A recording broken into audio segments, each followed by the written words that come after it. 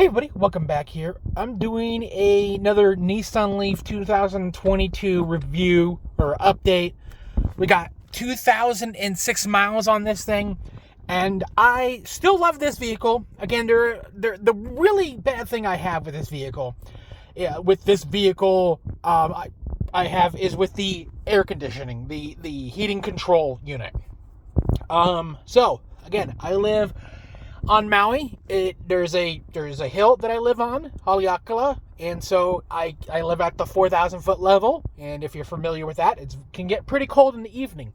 When you go downtown, it can get kind of really hot. There's at least this thing registers a 20-degree difference. So yeah, that's pretty big. So I like to have it at between 70 and 74, but if I set it to 74, it will turn on the heater. And then throughout, doing long drives, the actual temperature coming out of the vents is completely different than what it reads. So sometimes it will be hot. I don't know why 74 degrees requires the heater. And then, that's pretty much it. Like, it's just, let's... Sometimes I've turned this on and it has the heater. So a lot of the times I just turn it off when I turn it off so it doesn't turn on. So let's go with that. So right now, 72 degrees, it's turning on the heater. Nowhere in the world people are going to like, man, I could go for a nice heated 72 degrees. It will stay like this for a while with the auto. There's also another problem too. When it's not with the auto, when it's not just the auto, like the coldness, also, this doesn't do anything. I like how it's adjusting for how cold I want it. That's really fucking weird. Even though it's not on auto, it's still adjusting. But for some reason, when I click this to recycle the air, it's always really cold. It's super cold. No matter how hot or, the temperature is. I don't know why it's doing this. Now, I've been to a mechanic a couple times just for tire rotation. I need a new one coming up. And their thing says Nissan on Maui is really bad. They're really backed up or something. But it would be like $100 charge just to look at it, I think. And I'm just like, I'll just deal with it. But when I turn the auto recycle on, it's a lot better in terms of actual real temperature coming out of the vents. But yeah, this is my main concern I have with my Nissan S Plus. Now that is the extended range base model. Other than that, I really love EV. It's really changed it's been a paradigm shift on how I drive. Again, just a refresher. This right here is this eco button right here is kind of a governor. It kind of scales back the power output of the motors, which is, it says let's see the range. It usually just adds a couple miles. This on its own doesn't really help that much. I feel like over the course of between charges, this might add 3% if you're into that. But for me, because I go uphill and downhill, this is really good for going downhill, along with putting it into the B mode, which is right here. That makes it a little bit more resistive. So going downhill, I'm barely braking because of all that resistance. I'm building up a shit ton of kinetic energy. So I could literally gain about 5% battery just going downhill, which is pretty crazy. That extends my range pretty far. And then going uphill, I don't use this because it doesn't matter, because I just put it in cruise control and just doesn't do anything. Another good thing, especially when your battery is full and you live on a hilly place, is putting it in the e-pedal. So right there. So that is a kind of just a refresher. This puts it in kind of a go-kart, or somebody told me a golf cart mode, where you only need to press the gas and the onboard computer kind of slows you down automatically. So in a regular mode, you don't have that on, you'll slowly speed down through the friction of the, the transmission or the motors. But with this, it's automatically applying the brake. This is really good going downhill for me, as sometimes, again, if cops, hey, give me 30 seconds, can you get off? Sometimes going downhill, I've gotten 90 miles an hour, because there's no friction when you're at full tilt, because it's just, you're not regenerating your brakes because the battery is full and it doesn't want to overcharge, so it just disengages that, and so it's just like, it's like putting it in neutral, and you're just coasting down, and I usually put it on pedal right here, so it just keeps me regulated. I got an Android phone, and the Android, again, this right here, I live in, again, Hawaii, especially Maui. The satellite radio does not work because we're so far south, but everything's pretty fine. I have an S22. I've noticed that there's a delay with the Nissan Leaf. It wasn't a delay in my S9, and it isn't a delay in an S21.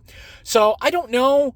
I've tried, they have a metronome on, I'm trying to look for my phone. I'm literally recording this on my phone. They have a metronome app on Samsung's phone, and I can't get it right. I can never get it right. There's a half a millisecond delay that is injected that you cannot fix, because you see it. It is less mitigated when you plug it into the USB for Android Auto. That's also been kind of okay. The problem I have with it is that sometimes it just doesn't register it, so you have to disconnect and reconnect it, which is a pain in the ass. But I have to say, am I going to buy a new Nissan Leaf? I don't know. This is a 2022 Nissan Leaf. And there's just, I feel like the technology, the Nissan Leaf is a regular kind of hatchback attached with EV components from what I've seen from other cars. Cause that Mustang, it looks really good. I've seen that a few rounds. And then of course the Chevy, the Volt, or the Bolt, I forget which one's the full EV, is really nice. This is just a BMW. I'm pretty sure this is BMW tech, because it literally says in the settings. But it's still good. For an EV car, I think this is a good model. It is still considered one of the better ones out there. Just a side note: please do not buy a Tesla. Do not buy a Tesla. You're buying a tech company. Seriously, do not buy a Tesla. Also, do not buy a plug-in hybrid. Buy a Tesla over a plug-in hybrid. I do not like those. I really hate those. So that draws me to the other thing that I'm not a big fan of EV. Because, again, going back to where I live on Maui, there's actually a lot of people that have EVs on Maui, but sadly, there's not a lot of charging ports. Or they're just always done. So I have a juice box, a 45 watt, but this pulls in 30 or 45 amps, but this pulls 40. This takes about, I think, 10 hours to charge. There's tons of level 2 chargers. Level 2 is kind of the 220 volt. Level 1 is the 110 volt. And then level 3 is full DC conversion, from the grid. So Tesla's superchargers are, I think, all level 2, but higher amperage. Most of the ones you're going to go to are level 2. So Hawaii Electric provides 4 chargers on the island, and only one person can charge at them, and those are level 3. And except for one place, they're always charged. Or there's already somebody there. The level 2s, there's a couple at Walmart, Target, Safeway, around the island. But the one at Target, I go to Target a lot. I'm not going to go there because I can't get a charge. Level 2 would take about 4 hours to 5 hours if I was at 0. It would take a couple hours if I needed an extra juice to get up here. I'd rather just risk it and try to go to Pukalani Terra Center, where there's a level 3. No one's usually there. There are people there, but it's a level 3. And there's things to do. You can get a haircut. You can do some shopping. You can do eating. There's a bunch of restaurants there.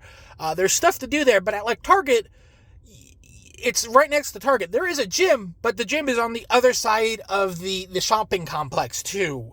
There's one at Kamanu Mall. Again, it's just one charger. That's a level 3, but there's usually somebody there. So it's really weird. I'm always fascinated by people that charge on the go, because it's just the amount of time. You're not like filling up a car. You're not filling up a car. It takes hours to charge. I need about 18% to get back home, and then 10% if I want to get back to Pugalani, where there's a level 3.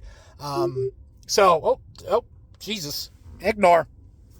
But yeah, it's just, I don't know. I really like this. Am I going to buy a Nissan? When I start having problems with this, I might look at other places, because again, I love the cars, but again, do not buy a Tesla if you're looking for an EV. And then with a plug-in hybrid, I don't like those, because those are also taking up EV slots too. They don't need to be plugged in. There are 2 motors in there. You can do full EV with that, but you also have a gas tank with it too. And I've seen a lot of cars on here that are EV vehicles, but they are just plug-in hybrids. I don't understand the difference between a hybrid and a plug-in hybrid. I mean, I do. You could plug in the plug-in hybrid, but you can't. But you don't need to. Like with this, I need to. Anyways, I still really like this car. I feel like the technology is really shitty. I feel like the air conditioning is also, the heating controls are pretty shitty. But anyways, still working out for my 2002 Nissan Leaf S Plus. Thanks for watching. Bye.